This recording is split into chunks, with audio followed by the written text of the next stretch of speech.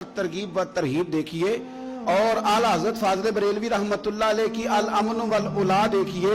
नबी पाक सल्लल्लाहु अलैहि वसल्लम के सहाबी हजरत तमीम दारी रदी अल्लाह ताला अन्हु फरमाते, मैं हुजूर के साथ था, एक जगह खड़े थे, हम बहुत सारे सहाबा थे, एक ऊंट दौड़ा दौड़ा आया, उसने ना पहले हुजूर के कदम चूमे, फिर कान में कुछ कहा ऊंट ने, तो हुजूर फरमाने लगे तू फिक्र न कर, अगर तू सच्चा है तो तेरी मदद होगी, और अगर तू झूठा है तो तुझे तेरे झूठ की सजा मिलेगी। यानी मैं कैसे उस बंदे को समझाऊं, मैं कैसे उसे समझाऊं, कमेटी डाल के रो के दर्द से उधार लेके कोई मदीने गया और माड़ा बंदा, और उसकी तड़प है कि मैं सोने को अपने दुख सुनाऊं, तो वो खड़ा हुआ तो एक साहब उसे कहने लगे ये माज़अल्लाह सुनते नहीं, तू किसको सुना रहा है, चुप कर, कंट्रोल कर अपनी जुबान को, अगर दीन नहीं आता तो नबी पाक से मोहब्बत करने वालों के दिल न तोड़। जो रसूल ऊंटों की बोलियां बड़े खूब तरीके से जानते हैं, वो अपने गुलामों की बातों को नहीं सुनते। ये तूने कैसी बात कर दी। आला हज़रत कहते हैं लब वाह है, आंखें बंद हैं, फिर भी फैली हैं झोलियां। कहते हैं लब खुले हैं, आंखें बंद हैं, और मेरी झोली फैली है, मेरी झोली। कहते हैं लब वाह है, आंखें बंद हैं, फैली है झोलियां। ये बरेली के इमाम शेर नहीं लिखते, साथ साथ मजा भी लेते। आप जरा अंदाजा कीजिए बात करने का। कहने लगे मैं खड़ा हूं हुजूर की जाली के सामने, और कैफियत मेरी ये है कि लब वाह है, आंखें बंद हैं, फैली है झोलियां। हुजूर कुछ आया भी है, आला हजरत कुछ मिला भी है।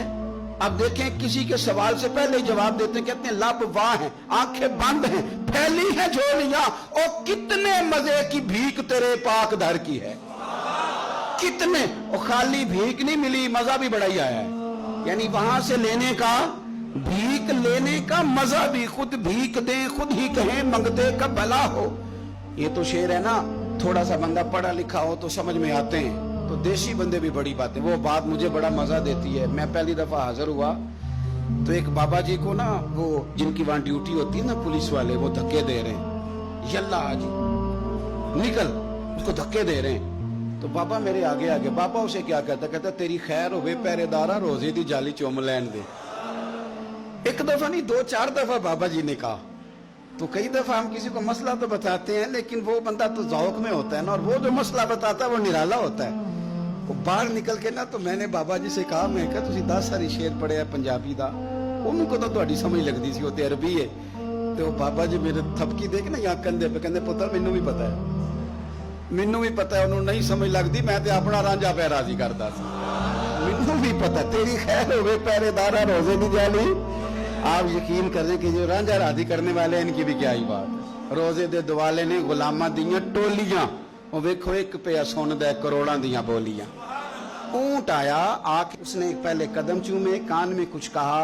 हुजूर ने फरमाया तू फिक्र न कर, अगर तू सच्चा है तो जैसे तू कहता है वैसे हो जाएगा, और अगर तू झूठा है तो फिर तुझे तेरे झूठ की सजा भी मिलेगी। थोड़ी देर गुजरी तो हजरत तमीम दारी रदी अल्लाह ताला अन्हु फरमाते हैं कुछ लोग दौड़े दौड़े आए, अर्ज करने लगे हुजूर ये हमारा ऊंट भाग आया है, और 3 दिन से भागा है, मिल नहीं रहा। हुजूर फरमाने लगे ये तो तुम्हारी शिकायत कर रहा है, ये तो कह रहा है या रसूल अल्लाह मैंने गर्मी सर्दी में इनकी खिदमत की, और जब मैं बूढ़ा हो गया तो इन्होंने मुझे अफजाइश नस्ल के लिए रख लिया, मेरी नस्ल से इनके कितने ऊंट पैदा हुए, अब मैं बूढ़ा हो गया हूं तो मुझे काट के ज़िबा करके खाना चाहते हैं।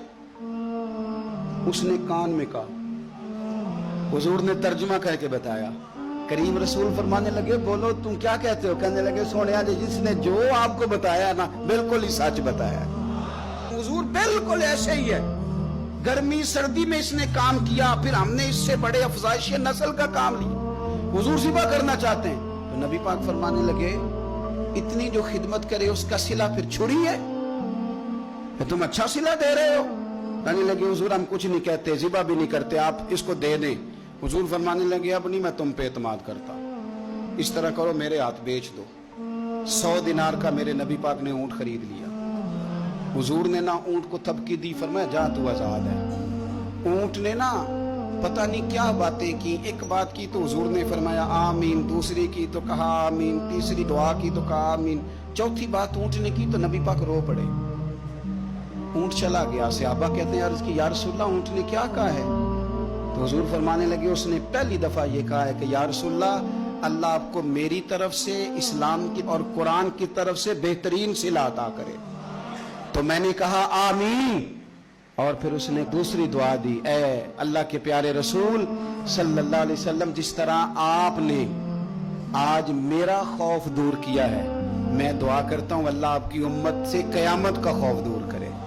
اور میں نے کہا آمین۔ تو نبی پاک صلی اللہ تعالی علیہ وآلہ وسلم فرماتے ہیں پھر اس نے تیسری دعا کی، عرض کی یا رسول اللہ صلی اللہ تعالی علیہ وسلم، جس طرح آج آپ نے میرا خون بچایا ہے، سنیا میری دعا ہے رب تیری امت کا خون محفوظ کرے۔